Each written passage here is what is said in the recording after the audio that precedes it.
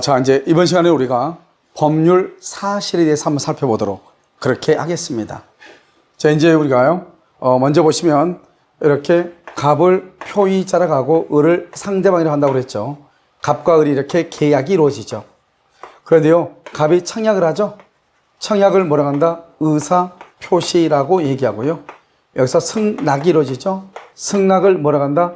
의사 표시.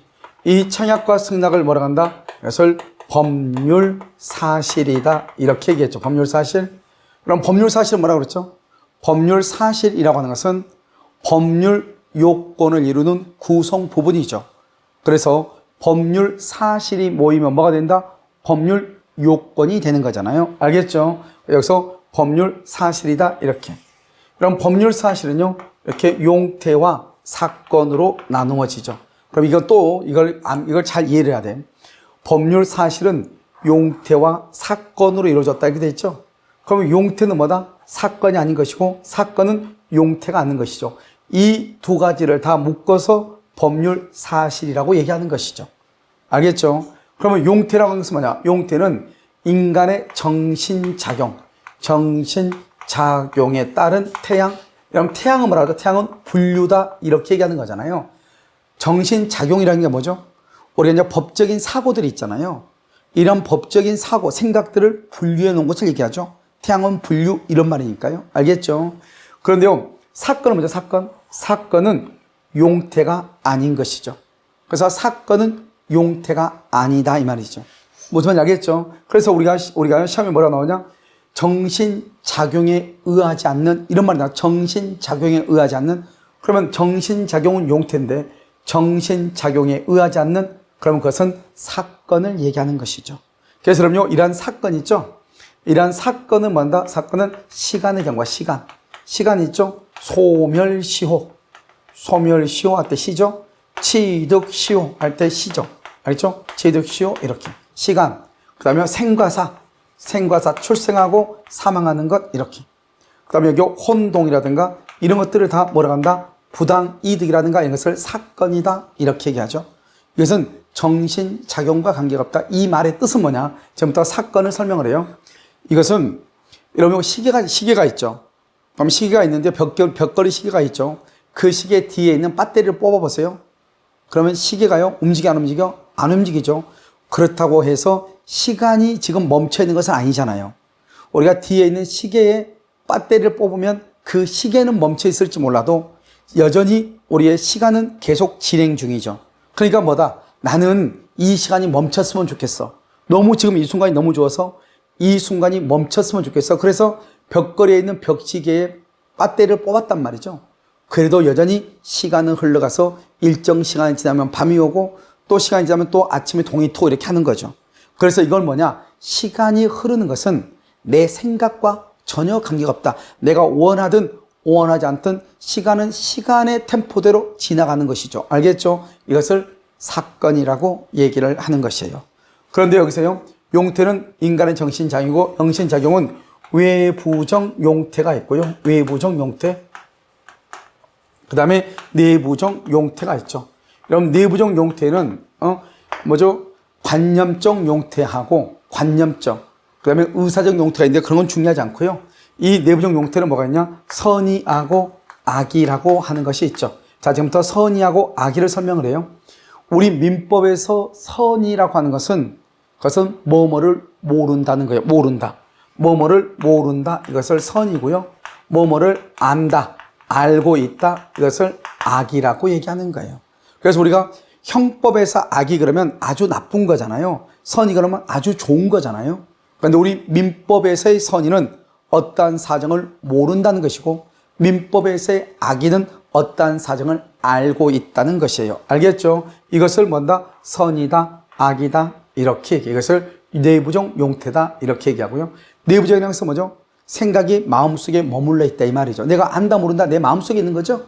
그 다음에 외부적은요, 정신, 머릿속에 있는 것을 외부, 밖으로 드러낸다. 그것을 외부적 용태죠. 그래서 이것을 한마디로 말하면 뭐다? 행위라고 얘기하는 거예요. 행위. 그래서 이 행위에는 적법 행위가 있고요. 그 다음에 뭐가 있다? 위법 행위가 있죠. 그래서 여기서 위법 행위를 잘 봐야 되는데, 위법행위는 뭐다? 여러분이 잘 아는 채무불이행. 채무불이행이 있고요. 그 다음에 여기요, 불법행위가 있는 것이죠. 그래서 채무불이행과 불법행위를 위법행위다 이렇게 표현을 해요. 그 다음에 나머지는 다 적법이죠. 이 적법에는 또 뭐가 있다? 여기 법률행위라고 하는 것이 있는 거예요. 법률행위요. 그 다음에 여기는 또 뭐가 있다? 준법률행위가 있는 것이에요. 그럼 잘 봐봐. 여기요, 지금 보면 법률행위죠. 이건 준이죠. 그럼 내가 준한단 말은 뭐라고 그랬죠? 법률행위는 아니지만 법률행위에 준해서 취급한다 이 말이죠. 그러면 법률행위는 뭐죠? 법률행위는 반드시 뭐가 있어야 돼? 의사표시죠. 그래서 의사표시를 필수 불가결의 요소라는 것을 법률행위인데, 준법률행위는 의사표시를 필수 불가결의 요소로 하는 것은 아니죠. 그러면 법률행위가 아닌 것을 뭐란다? 이것을 법률의 규정이다 이렇게 얘기하죠. 법률의 규정. 그래서 법에 규정되어 있는 것이지만 그 법에 규정되어 있는 내용을 상대방한테 알릴 때 말로 한다 이 말이죠. 그래서 말로 알리다 보니까요, 저것을 받아들이는 저쪽에서는요, 내가 의사를 표시하는 것처럼 보이잖아요. 하지만 실질적으로 의사 표시는 아니잖아요. 아니지만 의사 표시인 것처럼 느껴지는 거죠. 그것을 뭐란다? 준법률 행위라고 얘기를 하는 것이에요. 알겠죠? 그러니까 여기서 보면 왜 이것은 법률의 규정이냐? 여기 지금 보면 법률 행위하고 법률의 규정이 두 개가 비교가 되죠. 법률 행위는 의사 표시가 있는 것이고, 그렇다면 준법률 행위는 의사 표시가 없는 거죠. 의사 표시가 없는 것을 뭐라고 표현한다? 법률의 규정이라고 표시하는 것이에요. 그래서 의사 표시의 수와 방향에 따라서 단독이 있죠. 그 다음에 계약이 있죠. 그 다음에 합동행위가 있는 것이죠. 합동행위는요, 사단, 법인, 설립행위가 있고요. 계약은 증여, 매매, 그 다음에 사용대차, 임대차, 소비대차, 교환, 그런 것들이 있죠. 단독행위는요, 상대방이 있는 것과 상대방이 없는 것이 있죠. 여러분, 상대방이 있는 것은 뭐가 있죠? 먼저 8가지를 암기해야 돼. 자연스럽게 암기가 될 거예요. 뭐가 있다? 먼저 면제가 있고, 그 다음에 채무자가 퉁치는 것 상계가 있고, 그 다음에 무권대리에서 본인의 추인권이 있고 상대방의 철회권이 있고, 법정대리의 동의가 있고, 그 다음에 해제하고 취소가 이렇게 있고, 상대방이 없는 것은 뭐죠? 없는 것. 상대방이 없는 것은 유언이 있고, 그 다음에 유증이 있고, 그 다음에 재단, 법인, 설립 행위가 있고, 그 다음에 여기요, 소유권, 그 다음에 점유권, 그 다음에 상속 포기 있죠. 상속의 포기가 있고, 물론 여기는 또 뭐가 하나 있다? 제한 물권의 포기가 있다고 그랬죠. 그러니까 이것은 상대방 있는 것이고 상대방 없는 것이고, 그 다음에 계약이 있고 합동의가 있죠. 왜 이걸 다 쓰는가? 이제 우리가 시험에 어떻게 출제되는가 하는 것을 잘 봐야 된단 말이죠. 물론 우리가 이제 문제로 풀이하면서 같이 연결해서 보겠지만, 여기 보면 준법률행위 법률의 규정이라고 되어 있죠. 그럼 여기서 법률의 규정 이렇게 하면 여기 있어요. 뭐가 있다? 법률의 규정은 먼저 표현행위가 있어요. 표현행위가 있고, 여기요 비표현행위라고 하죠. 이 비표현행위를 뭐라고 표현한다? 이것을 사실행위라고 얘기를 하는 거예요. 똑같아. 비표현행위, 사실행위 이렇게 똑같단 말이죠. 그러면 여기서 표현행위는 뭐다? 이것은 세 가지가 있어. 하나는 의사의 통지가 있고, 두 번째는 관념의 통지가 있고, 그 다음에 감정의 표시 이렇게 있죠. 이 감정의 표시의 대표가 바로 뭐다? 용서죠. 용서. 그럼 통지는 뭐죠? 알리는 거죠. 알려. 뭐를 알린다? 관념. 생각을 알려준 것이죠. 알겠죠? 그래서 법에 있는 것 표현한다는 말이 뭐죠? 말을 봐봐, 말을. 준법률행위는 뭐라고 그랬죠? 준한다?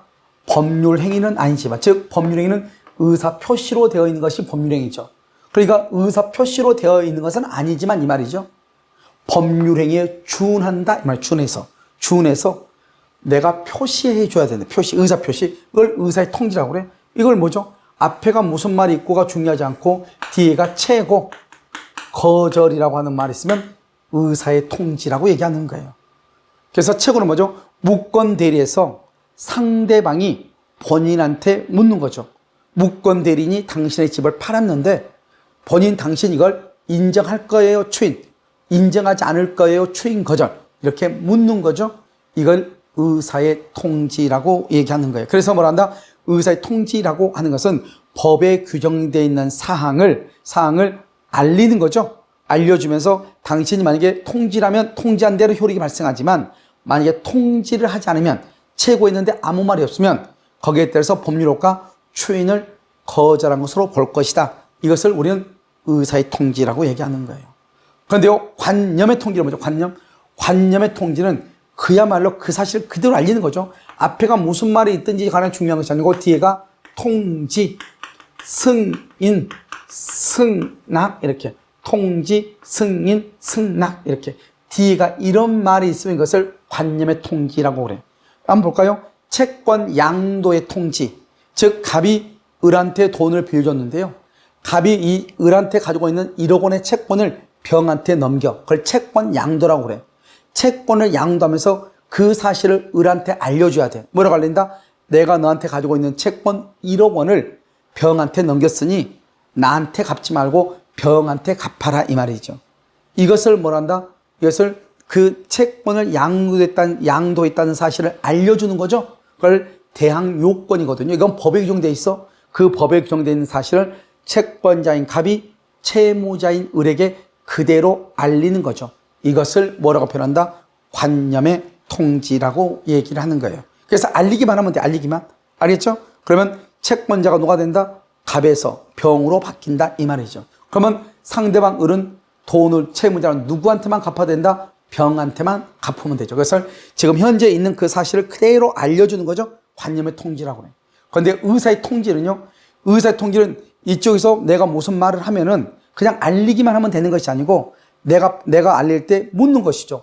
당신 무권대리에서 상대방이 채고를 한다는 것은 채고, 상대방이 본인한테 묻는 거죠. 당신 무권대리인 을이 당신 건물을 나한테 팔았는데 이거 인정할 거예요? 추인. 인정하지 않을 거예요? 뭐죠? 추인 거죠. 이렇게 묻는 거예요. 그것을 마치 말로 하는 것과 똑같죠? 그래서 그것을 의사의 통지라고 얘기를 하는 거예요. 알겠죠? 그건 중요하잖아. 중요하지 않고 그냥 내가 지금 얘기를 하고자 하는 것은 뭐냐면 여기 한번 봐봐요.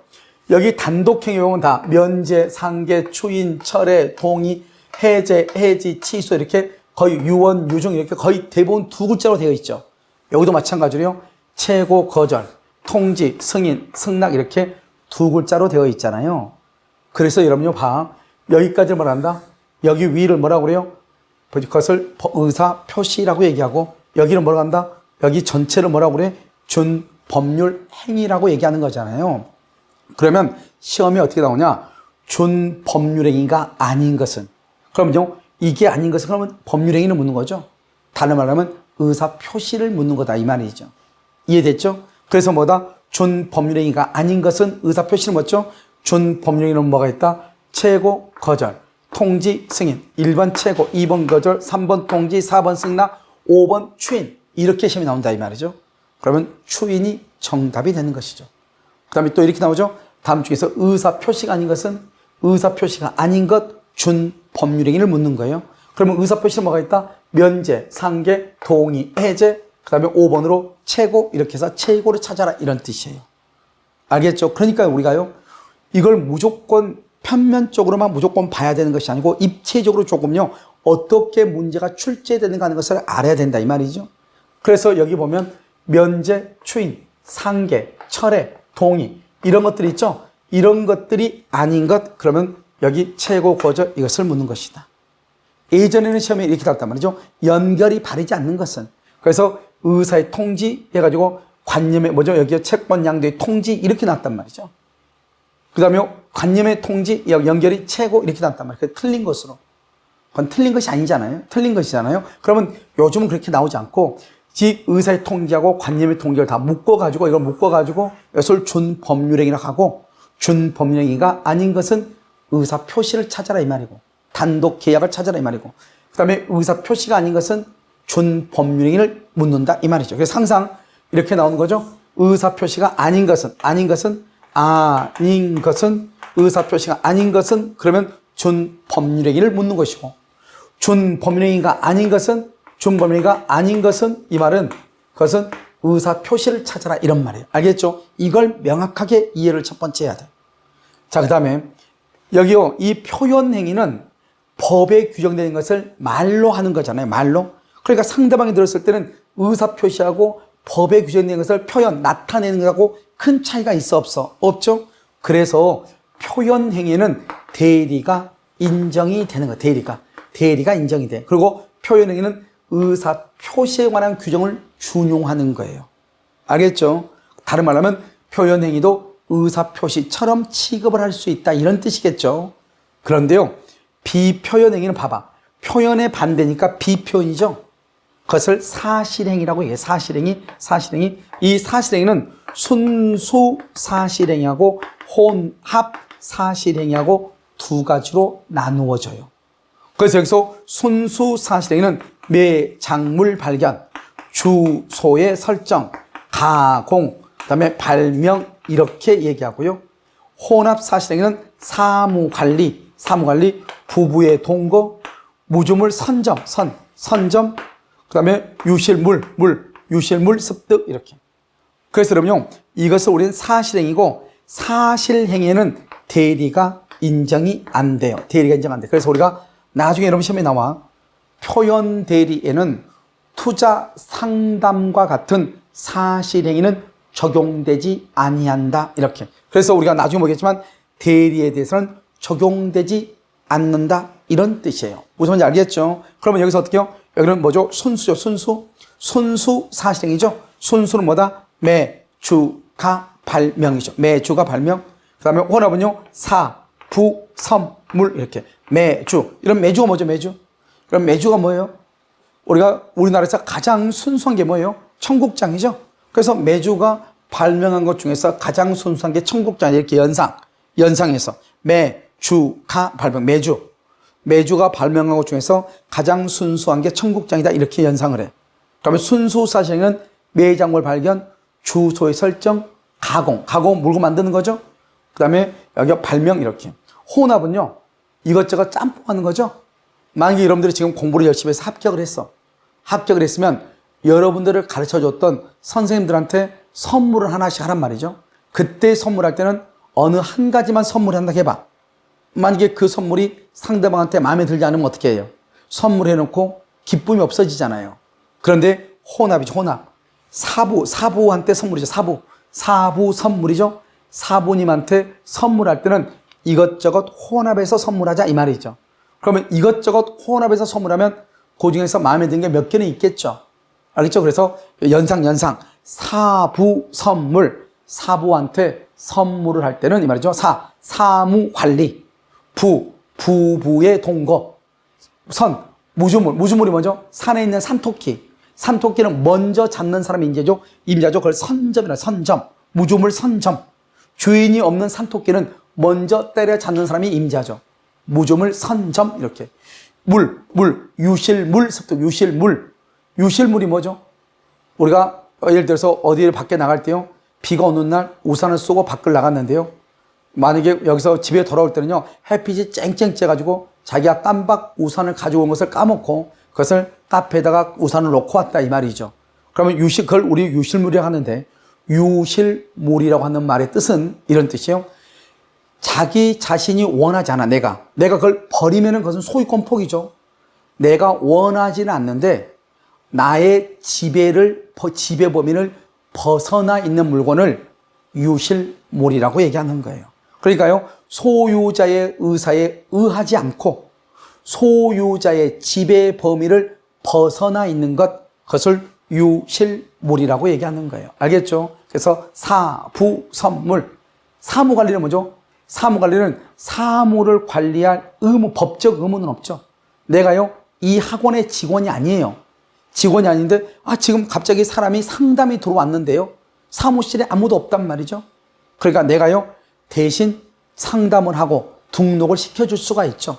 그러니까 이 사람은 정말 내가 법적으로 어떤 의무가 있는 것은 아니지만, 그러면 이 학원을 위해서 내가 관리한다는 마음으로, 그래서 학원을 위해서 내가 상담을 하고 등록을 받았다 이 말이죠. 그것을 간단히 얘기하면 사무관리라고 얘기하는 것이죠. 그런데 요즘은 이런 사무관리 이런 것들이 아주 거의 이제 없어졌다고 보면 되겠죠.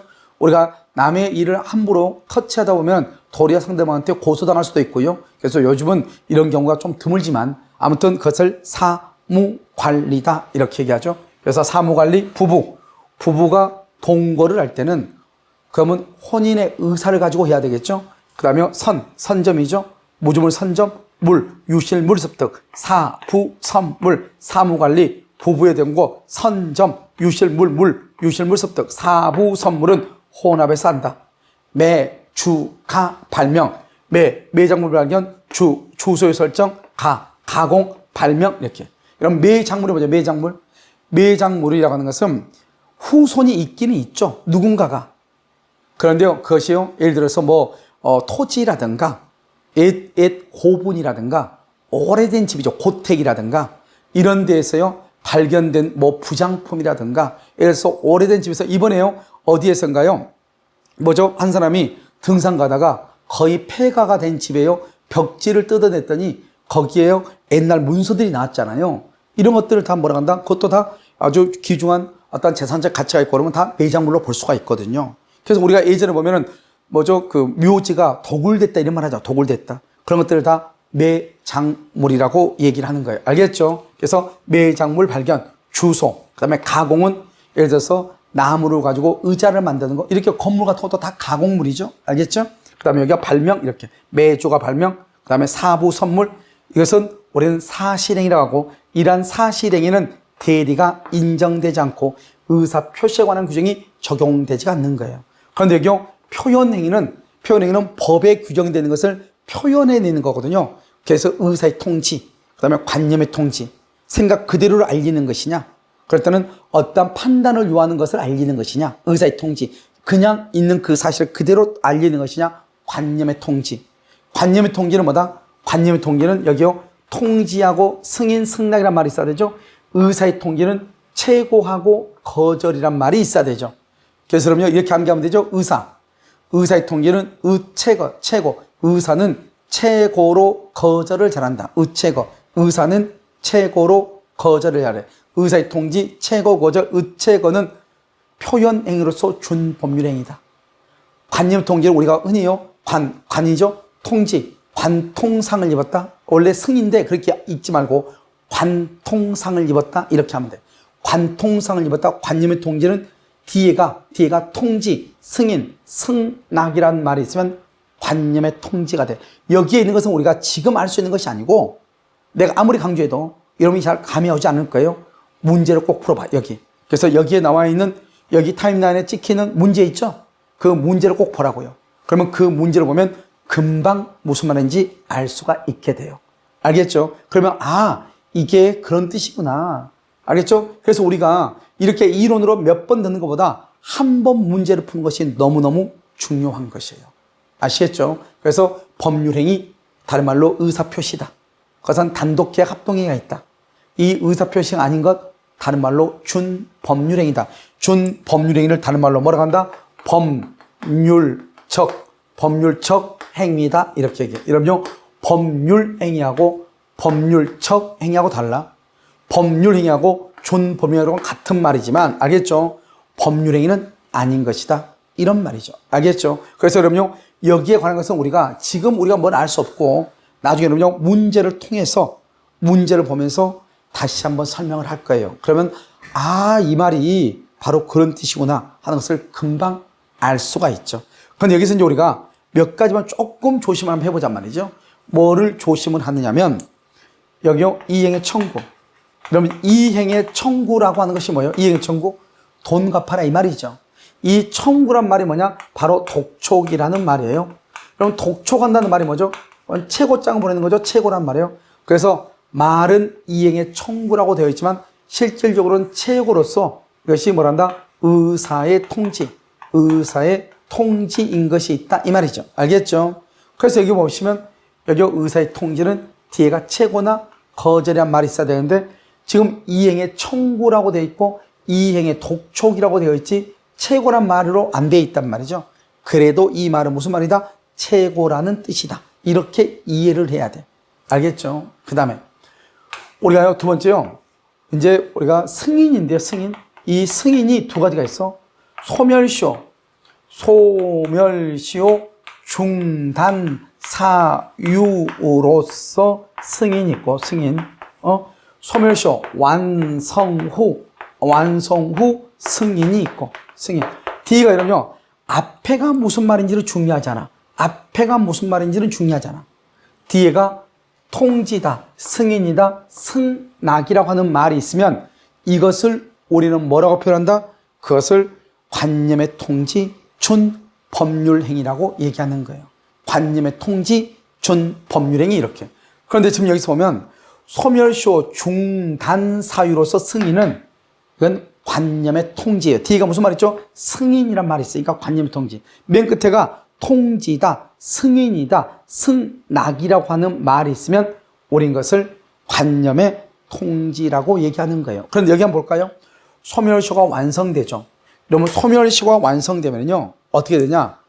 돈을 더 이상 받을 수가 없어. 절대적 소멸설에 의해서 내가 갑이 을한테 돈을 빌려줬는데 10년이 지났어. 10년?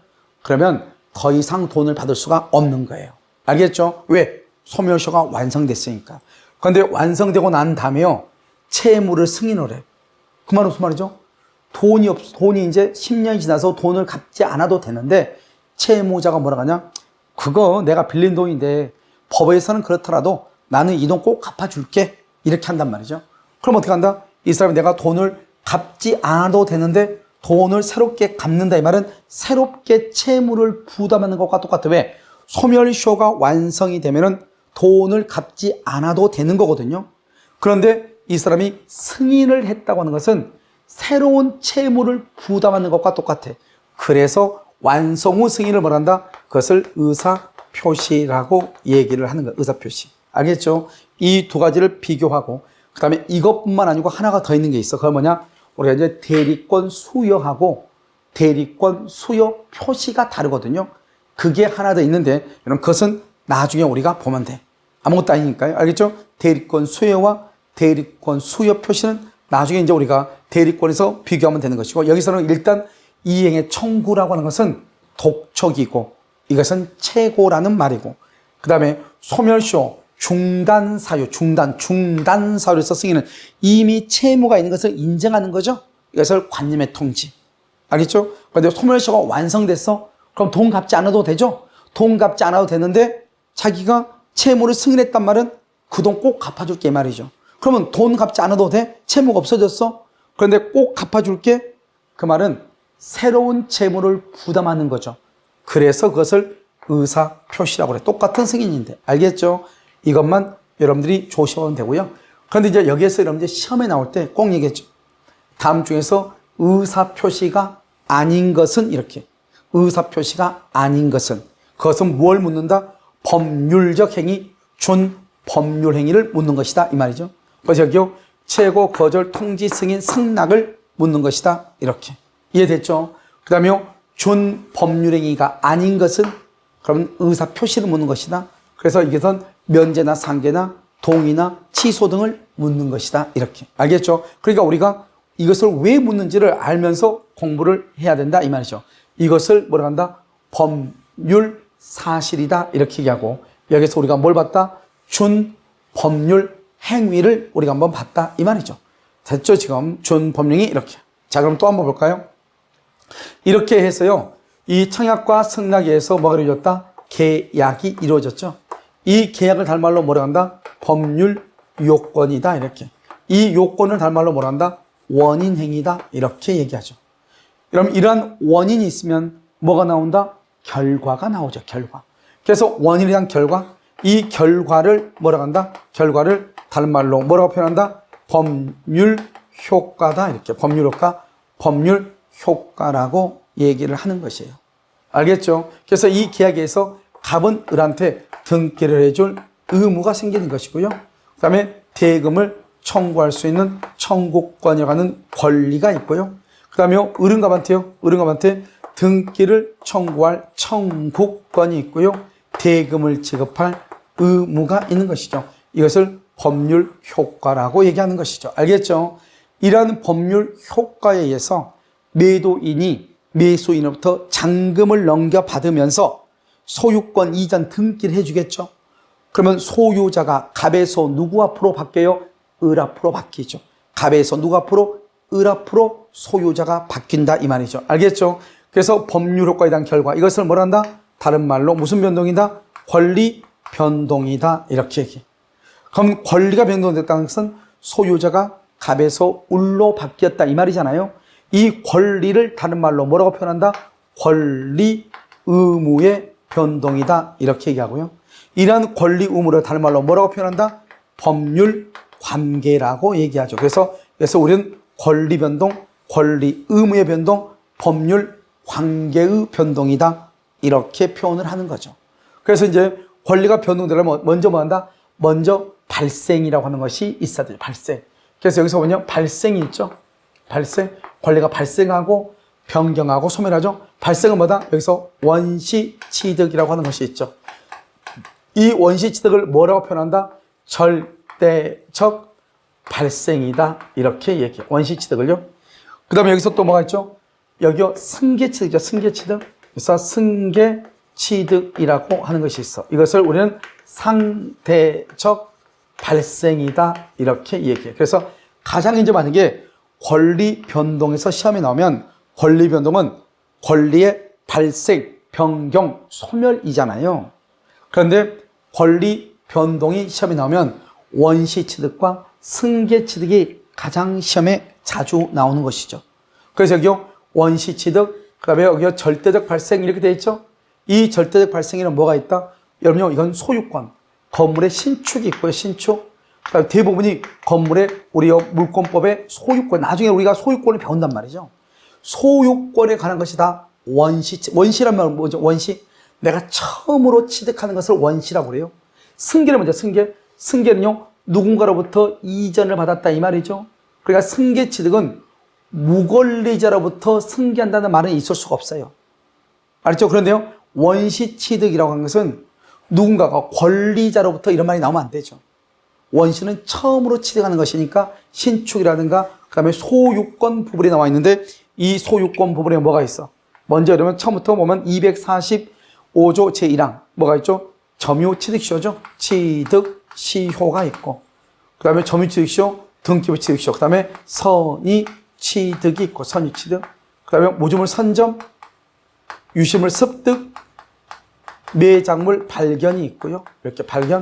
그 다음에 첨부로 뭐가 있다? 첨부, 부합.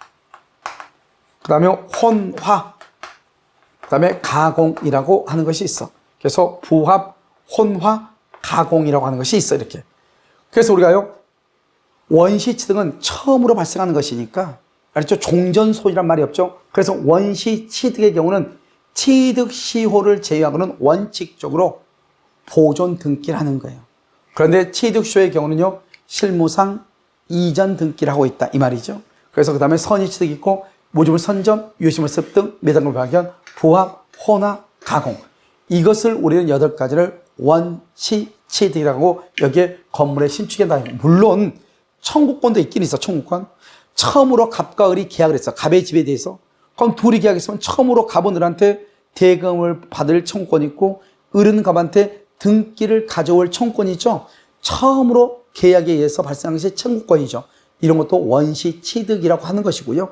그런데 이것은 거의 시험에는 나오지 않는다. 알겠죠? 시험에 나올 수 있는 것은 뭐다? 신축, 그 다음에 취득시효, 소유권이다. 소유권, 취득시효, 선입취득, 선점, 습득, 발견, 부합, 혼합, 가공을 원시취득이라고 하는 거예요. 그러면 승계취득은요? 승계는 여기 설정적 승계가 있고요. 설정적 승계, 그 다음에 여기 또 뭐가 있다? 이전적 승계가 이렇게 있는 거예요. 두 가지가 차이가 있는 거죠. 그래서 설정적하고 이전적하고 차이가 있어. 설정적 승계, 이전적 승계 이렇게 차이가 있어. 그럼 여기서요. 설정적이란 말이 뭐고 이전적이란 말이 무엇이냐 이 말이죠. 여러분 설정은요. 내가 가지고 있는 것 중에 일부만 주는 것을 설정이라고 그래요. 여러분 귤 있죠. 귤이 이렇게 8조각이 있는데요. 이 귤 중에서 4조각만 을한테 주는 것을 설정한다 이렇게 얘기해요. 그런데 이전은요. 귤이 이렇게 8조각이 있잖아요. 그럼 이것을 그대로 주는 거, 그대로 다 8조각 그대로 이걸 주는 것을 이전이라고 얘기하는 거예요. 그럼 이러면 이전적은 뭐죠? 여기에 만약에 조금 상했다 해봐. 그럼 여전히 상한 것을 가져오는 거죠. 그래서 하자를 승계한다고 얘기를 하는 거예요. 아시겠죠? 그러면 설정적은요, 일부만이죠, 일부만. 그래서 여기서 뭐가 있다? 소유권이죠. 여러분, 소유권은 점유와 사용, 수익과 처분을 하죠. 그래서 소유권은 점유를 하고요, 사용, 수익을 하고요, 처분, 경매를 할 수 있잖아요. 소유권은 전부인데, 소유권에 유치권을 설정, 유치권, 여기요. 여러분, 유치권. 그럼 유치권 하면 어떻게 돼요? 유치권은 소유권의 권능 중에서 오직 점유만 한다, 이 말이죠. 그 다음에 용익물권은요, 지상권, 지역권, 전세권. 처분 권능은요, 질권하고 저당권, 이 말이죠. 여기 딱 보면 우리가 소유권은 완전한 것인데 소유권의 권능 중에서 일부만 주는 것을 뭐라 한다? 설정적이라고 얘기하는 거예요. 그래서 여러분, 설정적은 시험에 뭐라 나오냐? 소유권의 지상권, 전세권, 그 다음에 채권법에 뭐가 있다? 임차권이죠. 그래서 소유권에다 지상권, 전세권, 임차권을 설정받은 것을 설정적이다, 이렇게 얘기하는 거예요. 알겠죠? 그 다음에 여러분, 여기 이전적이죠? 이전적은 두 가지야. 하나는 특정 승계, 특정 승계가 있고요. 또 하나는 포괄 승계라고 하는 것이 있어요. 여기서 이제 여러분, 용어를 약간 정리를 해야 돼. 그래서 특정 승계하고 포괄 승계하고 차이점을 지금부터 본단 말이죠. 아시겠죠? 여기 봐봐. 여기 보면, 여기 아파트가, 이렇게 아파트가 하나 있고요. 그 다음에 여기 빌딩이 하나 있고요. 임야가 있고요. 그 다음에 토지가 있다고, 토지가. 이 모든 것을요, 갑의 소유예요.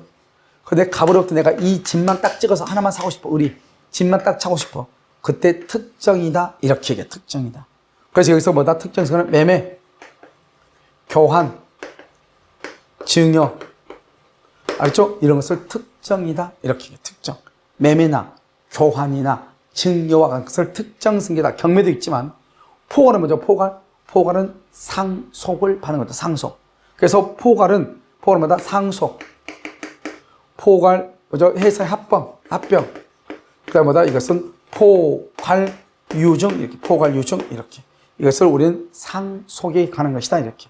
여기는요, 특정이죠? 특정은 매매나 교환이나 증여가 있는 것이고, 포괄은요, 상속, 합병, 포괄 유증, 이렇게. 이걸 잘 봐야 돼. 자, 지금부터, 여기서부터 뭘 하나 설명하냐면, 아까 내가 유증을 했는데, 유증은 특정 유증이 있고, 포괄 유증이라고 하는 것이 있어요.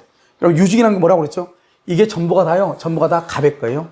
근데 갑이 유언장에다가 이 건물은 을한테 줘라, 이렇게 있어. 이 건물은 딱 찍어가지고 그걸 특정 유증이라고 얘기하는 거예요. 을한테 묻지도 않고 갑이 일방적으로 유언장에다 써놨어. 내가 죽으면 이 건물은 을한테 줘라, 이렇게. 그걸 특정 유증 딱 찍어서. 포괄 유증이라는 것이 뭐냐? 내가 죽으면 이 전체를 을한테 주든지, 이 전체 상속 재산 중에서 20%를 을한테 주든지, 전 상속 재산 전부에서 20%를 주든지, 이렇게. 그것을 포괄이라고 얘기하는 거예요. 포괄. 알겠죠? 그 다음에 회사 합병, 상속, 이것을 포괄 승계라고 하고, 이것을 특정 승계다, 이렇게 얘기해. 자, 이제 여기에서 우리가 항상 시험에 잘 나온단 말이에요. 여기에서. 한번 볼까요? 여기 봐봐. 포괄 승계에서 상속 봐봐, 상속. 그럼 상속은 어떻게 돼요? 상속은 포괄 승계죠. 포괄 승계이고, 이 상속은 포괄 승계하고 이전적 승계, 특정 승계 두 개를 합해서 무슨 승계를 한다? 이전적 승계를 하죠. 그래서 상속은 포괄 승계면서 이전적 승계이면서 승계치득이죠. 승계치득. 근데 여기 봐봐. 매매는 뭐죠? 매매. 이걸 잘 봐야 돼. 매매는 뭐다? 특정 승계죠. 특정 승계인데, 매매도 어디에 속한다? 이전에 속하죠. 여기 이전적 승계이고요. 그럼 여기 봐봐요. 이전적하고 설정적은 둘 다 어디에 속한다? 승계취득이죠. 승계취득에 속한다, 이 말이죠. 그래서 매매는 특정 승계면서 이전적 승계면서 승계취득이고, 자, 상속은 포괄 승계면서 이전적이면서 승계취득이다. 그러니까 매매나 상속이나 둘 다 이전적이죠. 둘 다. 차이는 뭐다? 하나는 특정, 꼭 집어서, 하나는 포괄, 전체 중에서, 이 말이죠. 알겠죠? 그래서 만약에 갑이 여기서 이런 재산을 가지고 있다 사망을 하면은 갑의 자식이 3명이다. 을, 병, 정이. 그러면 사망이라고 하는 하나의 원인에 하나의 원인에서 갑의 모든 재산이 상속인에게 그대로 오는 거예요. 그것을 포괄이라고 얘기하는 것이고요. 만약 이런 매매라면 어떻게 해요? 매매는 특정이죠. 이 여러 가지 중에서 이 건물만 매매를 했다 이 말이에요. 매매. 그러면 그것을 특정이다 이렇게 얘기해요. 그런데 이 포괄과 특정은 다 어디서 나온다? 어디서? 이전적에서 나오죠. 이전적과 설정적은 둘 다 어디서부터 나온다? 승계취득이죠.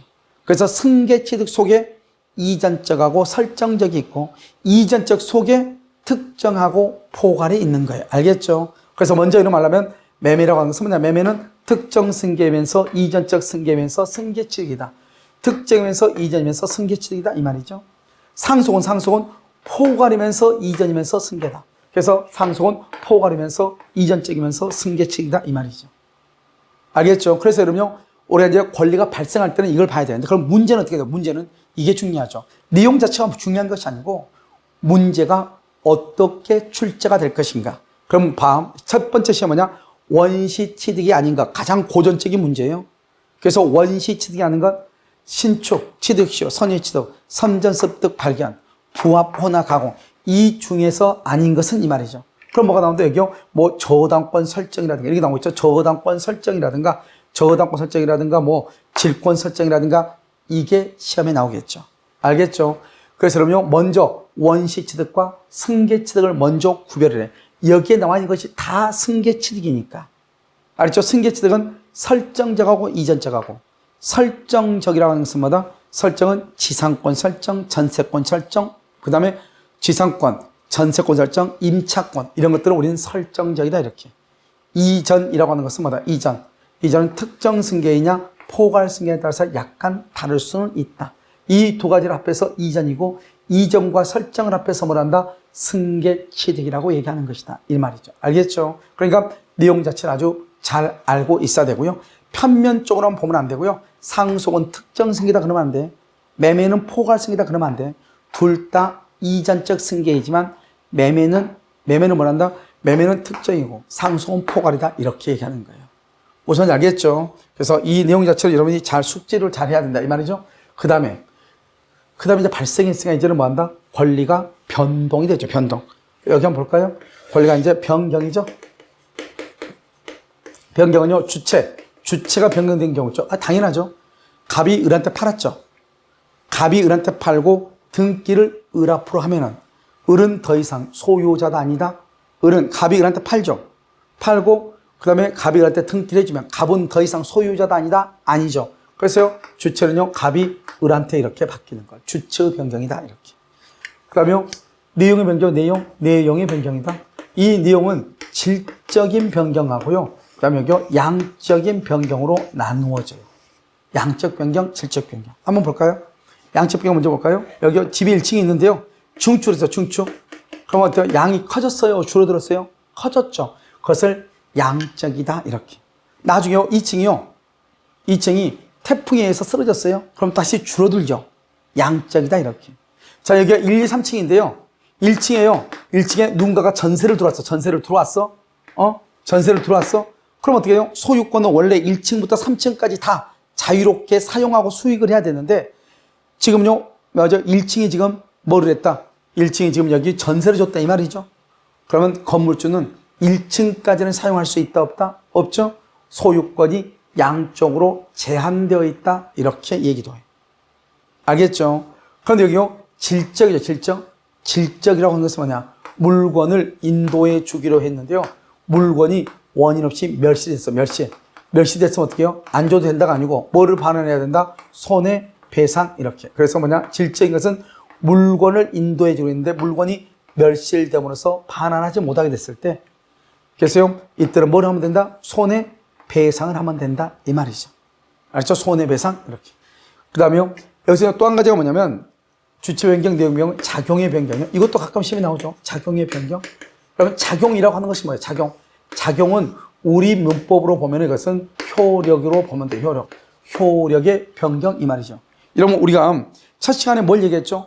우리는 타인 소유물에 대해서 계약을 체결할 수 있어요, 없어요? 남의 물건. 타인 소유임을 알면서도 계약을 체결할 수 있죠. 한번 볼까요? 작용 변경. 여기 보면요. 여기 갑이라는 사람이 집이죠. 갑이라는 사람 집에 을이라는 사람한테 임대차를 줬어. 임대차. 임차인이죠. 알겠죠? 여기는 갑이고요. 여기는 을이잖아요. 그런데 이 을은 원래 임차인이죠. 임차인은 등기를 원래 안 하잖아요. 따라서 대항력이 없는 거예요. 그런데 이 임차인이 뭘 하게 되면 등기를 하거나 또는 전입 신고를 하게 되죠. 그러면 이 을은 뭐를 취득한다? 대항력을 취득한다. 이런 대항력을 취득한 상태에서 건물의 소유자가 바뀌더라도 새로운 소유자한테도 임차권을 주장할 수가 있잖아요. 그래서 여러분요, 우리가 중요한 것은 등기가 아주 중요하죠. 알겠죠? 그 다음에요, 이걸 작용이다, 이렇게. 그 다음에 여러분요, 2번 저당권자하고요, 2번 저당권하고 1번 저당권하고 있단 말이죠. 여러분, 그러면 2번 저당권자가 되고 싶어요? 1번 저당권자가 되고 싶어요? 1번 저당권이죠. 이걸 뭐란다? 순위가 승진한다, 이렇게 얘기해요. 순위가 승진한다. 그러니까 2번보다는 1번 저당권이 더 좋다, 이 말이죠. 보호받을 가능성이 더 크죠? 이것을 우리는 뭐란다? 그것을 작용, 즉 효력의 변경이다, 이렇게. 그래서 그러면 작용의 변경에는 두 가지를 조심한다. 뭐를 조심한다? 첫 번째, 2번 저당권이 1번 저당권으로 순위가 승진하는 것을 작용 효력의 변경이고, 임차권 자체의 대항력을 취득하는 것, 전입 신고라든가 이런 것으로 대항력을 취득하는 것을 뭐란다? 작용의 변경이다, 이렇게. 작용은 효력이 좋냐 나쁘냐 이 말이죠. 내용 중에서 변경에서 내용 중에 질적과 양적이 있단 말이죠. 이제 질적 같은 것은 이제 조금 문제가 되긴 되겠죠. 그래서 물건의 인도가 손해배상으로 바뀌어요. 손해배상. 이것을 우리 뭐란다? 질적이다, 이렇게 얘기를 하는 것이죠. 알겠죠? 이것을 변경에 관한 것이고요. 마지막으로 여러분요, 하나 더 보면 소멸이죠. 그래서 물건은 발생, 변경, 소멸하니까요. 마지막으로 이제 소멸에 관한 것을 한번 보면, 소멸. 저기는 발생, 변경만 있죠? 여기는 절대적 소멸이 있고요. 절대적 소멸이요. 그 다음에 여기는 또 무슨 소멸이 있다? 상대적 소멸이 있다, 이 말이죠. 절대적 소멸, 상대적 소멸, 이렇게 소멸. 절대적이라는 것은 뭐냐? 건물이 멸실되고 없다, 이 말이죠. 그러면요, 소유권은요, 소유권은 절대적으로 소멸하는 거죠. 그런데요, 건물이 멸실되고 나서 멸실훼손이죠. 멸실훼손이 됐어요. 여기서 뭐가 나온다? 가치적 변형물이 나와요. 가치적 변형물. 떨어진 줄 알았더니 다시요, 한번 봤더니 자기는 안 됐다, 이 말이죠. 떨어진 게 아니다. 이거 봐봐요. 소유권이 있죠. 소유권은 물건이 멸실되죠. 그럼 소유권은 절대적으로 소멸을 해. 두 번째요. 그런데 이 건물이 멸실 훼손됨으로 인해서 가치적 변형물, 즉 화재 보험금이 있다, 이 말이죠. 화재 보험금. 그러니까 집이 불탔는데 보험금이 나온 거예요. 보험금. 그럼요, 그 보험금이 나오면 그때는 뭘 하는 거예요? 보험금에 대해서 뭘 하는 거예요? 이때는요, 그 질권이나 저당권은 보험금 위에 미치거든요. 이것을 뭐라 한다? 나중에는 배워. 물상대위라고 얘기해. 이렇게 물상대위라면은 소유권이 소멸하지 않을 수는 있지만, 아니요, 소유권이 아니고 질권과 저당권은, 소유권이라고 하는 것은 물건이 멸실하면은 소유권은 언제나 소멸하고, 멸실 훼손으로 인해서 가치적 변형물이 있는 경우는 물상대위를 해서 질권하고 저당권은 소멸하지 않을 수 있죠. 즉 건물이 멸실되고 나서 화재 보험금이 나왔다, 이 말이죠. 건물 땅이 소용되고 난 다음에 수용 보상금이 나왔다, 이 말이죠. 그러면 그 보상금이나 화재 보험금 위에 저당권이나 질권이 미치는 현상을 뭐라고 한다? 물상대위다, 이렇게 얘기하는 거예요. 그런데요, 상대적이라고 하는 것은 뭐냐? 이 절대적은요, 건물이 일단 멸실되고 없잖아요. 그런데 상대적은 건물 자체는 있어. 건물 자체는 있어. 그런데 이 건물을 갑이 을한테 판 거예요. 갑이 을한테 팔았어. 그럼 을한테는 권리가 발생이죠. 그런데 갑은요, 권리가 소멸이죠. 소유권이 팔았으니까. 그러니까 이 건물을 판 갑의 입장에 봤을 때는 소유권이 소멸인지를 모르지만 상대방 입장에서 보면 소유권이 새롭게 발생하잖아요. 그래서 갑의 소유권이 소멸하는 것은 이것을 우리가 뭐란다? 상대적이다, 이렇게 얘기해. 그래서 상대적 소멸이다, 이렇게 얘기한단 말이죠. 무슨 말인지 알겠죠? 그러면요, 을한테는 발생하고, 그래서 소유권이 갑에서 을로 바뀌었죠? 이것을 뭐란다? 그것을 변경이다, 이렇게. 변경. 이 변경을 뭐다? 이전적이죠. 이전적 승계다. 이렇게 이전적. 여기 한번 볼까요? 발생이죠. 발생은 갑의 소유권이 나한테 왔으니까 이것을 승계취득이다. 승계취득이요. 이 승계취득을 뭐다? 승계취득이죠. 승계취득을 이전적 승계다. 이렇게 하죠. 변경이죠. 소유자가 갑에서 을로 소유자가 바뀌었죠. 이것을 주체의 변경이다. 이렇게 얘기하고요. 갑의 소유권이 소멸한 것 같지만 실제로 을한테 소유권이 새롭게 발생했죠. 이것을 뭐란다? 상대적 소멸이다. 이렇게 얘기해. 상대적이다. 그러니까 여러분요, 상대적 소멸이란 말이나 주체의 변경이란 말이나 이전적 승계, 이것은 다 같은 말이에요. 그러니까 똑같은 현상을 달리 보는 거죠. 갑이 을한테 집을 팔았대. 그러면 갑의 입장에서 봐봐. 그럼 권리가 소멸이죠. 을의 입장에서 봐봐. 소유권이 취득했으니까 발생이죠. 갑에서 을을 봐봐. 소유권이 갑에서 을로 바뀌었죠. 그것을 뭐란다? 주체가 변경됐다. 이 말이죠. 그래서 주체의 변경이나 이전적 승계나 상대적 소멸은 같은 의미이다. 이 말이죠. 알겠죠? 이것을 우리가 이제 소멸에 관한 것이다. 이렇게. 자, 그럼 다시 한번 봐봐, 이제. 우리가 이제 다른 것을 지금 얘기하려고 하는 것이 아니고, 만약에 여기서 이제 우리가 권리 변동이라는 것이 시험에 나오다가 한동안 지금 안 나오다가요. 지금 최근에 또 한번 지문으로 나왔단 말이죠. 그러면 어떻게 보는 것이냐?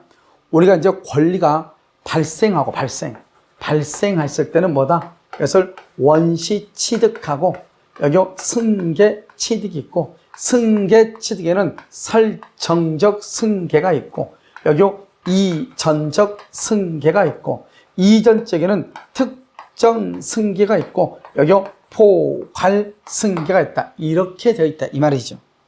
알겠죠? 그래서요, 우리가 권리가 발생해서 원시 취득이라는 것은 대부분이 소유권 부분이다. 건물의 신축, 취득시효, 선의취득, 무주물 선점, 유실물 습득, 매장물 발견, 부합, 혼화, 가공. 그것이 원시 취득이다. 이렇게. 이건 원시 취득. 승계 취득은 설정하고 이전이 있다. 설정은 내가 가지고 있는 것의 일부만 주는 것이고 이전은 그대로 주는 것이고 그래서 설정은 소유권의 지상권, 전세권, 저당권을 설정했다. 갑의 소유권의 을이 지상권, 전세권, 저당권을 설정했다. 그걸 설정적이다. 이렇게. 이전은요, 그대로 넘겨주는 거죠. 그대로 넘겨주는 것이 꼭 집어서 하나하나만 넘겨준다. 특정이라고 하죠. 매매 교환 증여. 그런데 한꺼번에 사망이라고 하는 하나의 원인, 사망이라는 하나의 원인에 의해서 모든 갑의 권리가 을에게 가는 것이죠. 이것을 뭐라고 한다? 포괄이라고 얘기하는 것이죠. 알겠죠? 그 다음에 이제 변경이죠. 변경은 주체 변경 시험에 잘 나오지 않아요. 내용의 변경보다는 작용의 변경이 더 잘 나오죠. 작용의 변경은 효력이 좋아졌다 이 말이죠. 그럼 2번 저당권자가 1번 저당권으로 순위가 승진한다? 좋아진 거죠. 우리는 이것을 작용의 변경이다 이렇게 얘기하고요. 임차권이 대항력을 취득하죠. 임차권이 대항력을 취득해. 이것을 우리는 뭐라고 한다? 이것을 작용의 변경이다. 이렇게 얘기를 하고요. 여기 주체의 변경이다. 이렇게요. 소유자가 갑에서 을로 바뀌었다. 우리 이것을 주체의 변경이다. 이렇게 얘기를 하는 것이고요. 소멸이죠. 소멸에서 우리가 보면 뭐냐? 절대적으로 소멸한다. 이런 건물이 없어지면 절대적으로 소멸하죠.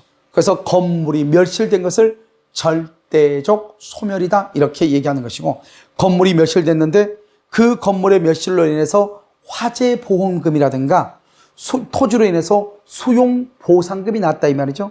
그러면 그 보상금 위에 권리가 미치는 것을 물상대위라고 얘기하는 것이고 이런 물상대위하는 질권과 저당권은 물건이 멸실해도 질권과 저당권은 소멸하지 않을 수 있죠. 이것을 우리는 뭐라고 표현한다? 물건의 멸실이 모든 물건의 절대적 소멸을 가져오는 것은 아니다 이런 말이죠. 알겠죠? 그 다음에 마지막으로 이제 상대적이죠. 상대적이라는 것은 절대적인 건물 자체가 멸실되고 없는데 상대적이라는 것은 건물은 있는 거예요. 건물에 있는데 갑이 그것을 을한테 팔았어. 그러면 을의 입장에서는 소유권이 발생이지만 갑의 입장에서는 소멸이죠. 그러니까 상대적이다 이 말이죠. 물건 자체는 있는데 소유자가 갑에서 을로 바뀌었을 뿐이다. 이것을 상대적이다 이렇게 얘기하는 거예요. 알겠죠? 그래서 상대적 소멸 이렇게. 그래서 우리가 물권 변동은 권리가 발생하고 변경하고 소멸한다. 우리가 물권 변동은 다른 말로 몰라간다. 권리와 의무의 변동, 권리 변동, 권리와 의무의 변동, 그 다음에 법률 관계의 변동, 이렇게 얘기하는 것이에요. 자, 이제 지금까지 이제 우리가 강의가 뭐냐면, 여러분 이런 것들이죠. 우리가 보면요, 했던 것이 지금 거의 대부분 다 용어 설명에 관한 것들인데요. 이러한 용어 설명이라는 것은 대부분이 나중에 자연스럽게 알게 되는 것들인데, 이걸 지금 여러분 모르면 앞으로 이제 공부를 하는데 좀 더 불편하니까 우리가 지금 이렇게 하는 것이죠. 그래서 마지막으로 여러분 하나만 예를 들어서 한번 볼게요. 봐요. 갑이 있죠. 갑이 소유권이죠. 갑이한테 전세를 권을 줘. 전세권을 줘요. 그랬더니요, 이 을이요, 다시 병한테 이렇게요, 전세를 줘. 전세. 여기 전세권을 이렇게 준단 말이죠. 그럼 봐봐. 여러분, 갑하고 을하고 한번 봐봐. 갑이 을한테 전세를 주는 것은 뭐예요? 내 것 그대로 다 가져라 이 말은 아니잖아요. 우리 집에 와서 잠만 자라 이 말이잖아요. 알겠죠? 그래서 전세권은 뭐란다? 설정적이라고 얘기하는 거야. 설정적. 그래서 전세권을 뭐란다? 우리는 설정한다. 이렇게 설정한다. 갑이 을한테 전세를 놨다고 해서 갑이 을한테 물건을 그대로 준 게 아니잖아. 그대로 주는 것을 이전적이라고 그래. 알겠죠? 그런데요, 아까 얘기했죠? 귤 8조각 중에서 4조각만 주는 것을 설정, 귤 8조각을 그대로 주는 것을 이전, 이렇게 얘기했잖아요. 지금 여기는 갑이 소유권을 가지고 있는데 전세를 놨다는 것은 이 소유권을 다 가지라 이 말이 아니고 이 집에 들어와서 점유해서 사용수익, 잠만 자라 이 말이죠. 그래서 일부만 권능을 준 거죠. 설정적이라고 얘기하는 거예요. 그런데요, 여기서요, 이 전세권자가요, 전세권을 전전세권자요. 이 전세권자가요, 이 전세권을 병한테 넘기는 거예요. 넘겨. 알겠죠? 전세권을 이렇게 하지 말고 전세 하지 말고 양도라고 하죠. 양도를 해요. 양도. 이런 전세권 양도인이고요. 이런 전세권 양수인이다 이 말이죠. 이 을이요, 전세권을요, 병한테 팔아먹어. 그대로 팔아먹어. 그럼 팔아먹으면 어떻게 해야 돼요? 전세권을 그대로 넘겨줘야 되겠죠? 그래서 이 양도를 뭐라고 한다? 이전적 승계라고 얘기하는 거예요. 알겠죠? 갑이 을한테 전세를 놓죠? 그것을 설정적이라고 하고, 전세권자가 병한테 전세권을 팔아먹죠? 양도? 그것을 이전적, 그대로 주니까. 그런데 여기 또 한번 볼까요? 갑이 이렇게 있는데요. 갑이 을한테 전세를 주죠? 전세권을 주면 이건 설정이라고 그래요. 그런데 을이요, 이것을요, 병한테 전전세를 줘. 전전세권. 그러면 전전세권, 이것도 설정적이다. 이렇게 얘기해요. 왜요? 자기는 전세권자로 그대로 있으면서 전세권의 범위 안에서 다시 주는 거잖아요. 이것을 설정적이다. 이렇게 얘기를 해요. 알겠죠? 그러니까 전세를 잡는다. 설정적.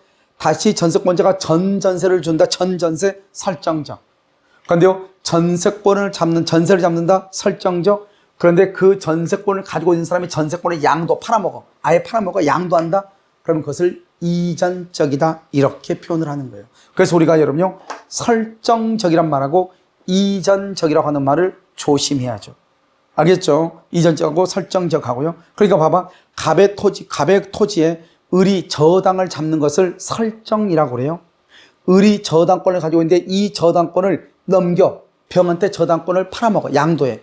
저당권을 이전시켜줘. 이것을 이전적이다. 이렇게 얘기해. 그래서 우리가 말한다. 저당권 이전의 부기 등기다. 이렇게 얘기해. 왜냐하면 을이 저당권을 병에게 팔아먹었다. 이 말이죠. 그러면 뭐란다? 저당권 설정이라고 하지 않고 저당권 이전이라고 그래. 그대로 주니까요. 그런데 갑의 소유권에다가 을이 저당을 잡죠. 돈 빌려주고.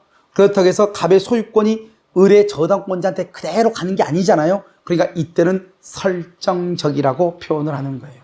무슨 말인지 알겠죠? 그래서 여러분요, 우리가 이제 이번 시간에는 뭘 봤냐면 법률 사실에 관한 것, 즉 법률 사실에서 표현행위와 사실행위에 대해서 우리가 한번 살펴봤고요. 그 다음에 의사표시하고 어떻게 되는가, 또 선의는 뭐고 악의는 뭐냐, 선의는 모른다, 악의는 알고 있다, 이걸 봤고요. 그 다음에 이제 권리 변동에 대해서 봤죠. 권리가 발생하고 변경하고 소멸한다.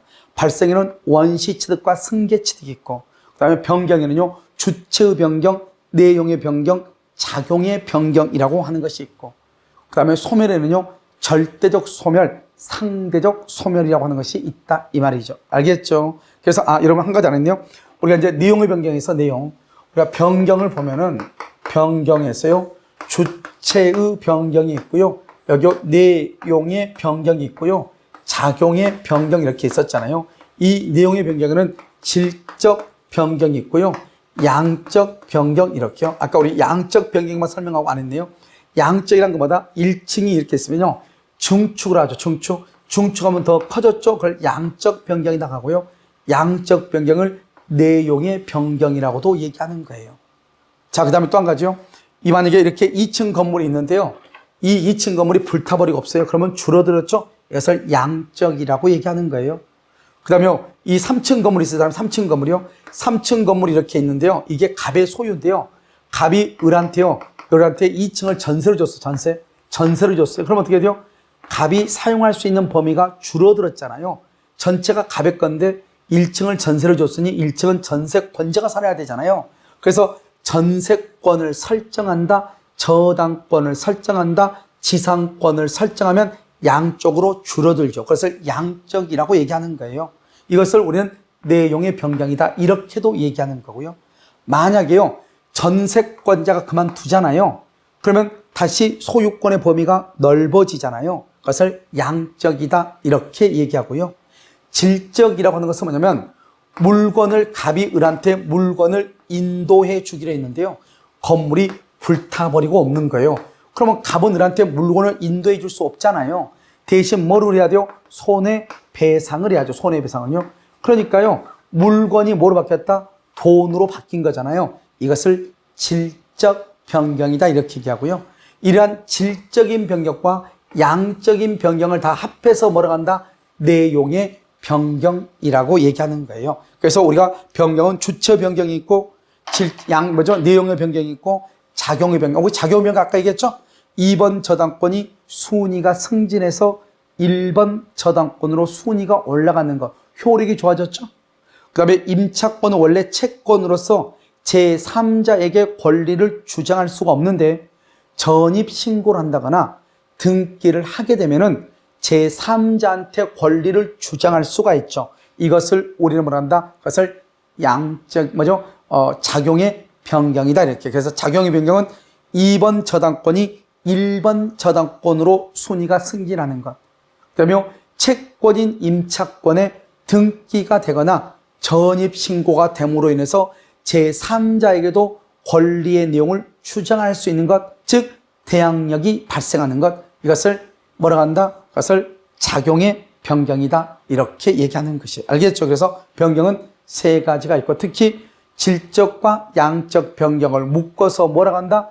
내용의 변경이다, 이렇게 얘기한단 말이죠. 아시겠죠? 그래서 여기까지 이제 우리가요, 용어 정리가 다 끝났으니까요, 이제 우리가 이제 다음 시간부터는 뭐를 하냐면, 이제 법률행위의 성립, 이제 언제 본격적으로 법률행위의 성립 요건, 효력 요건을 보고, 그 다음에 이제 목적은 확정 가능 적법 사회적 타당성인데, 본격적으로 이제 우리가요, 법률행위에 대해서 우리가 한번 살펴볼 거예요. 알겠죠? 지금 이 시간까지는 우리가 공부하는 것이 약간 힘들 수 있지만, 다음 시간부터는 이제 하나의 법의 구조를 가지고 우리가 그것을 한번 탑을 쌓아가면서 한번 내용을 자세하게 살펴본단 말이죠. 그러니까 훨씬 더 재미가 있을 거예요. 우리가 또 다음 시간에요, 계속하도록 그렇게 하겠습니다.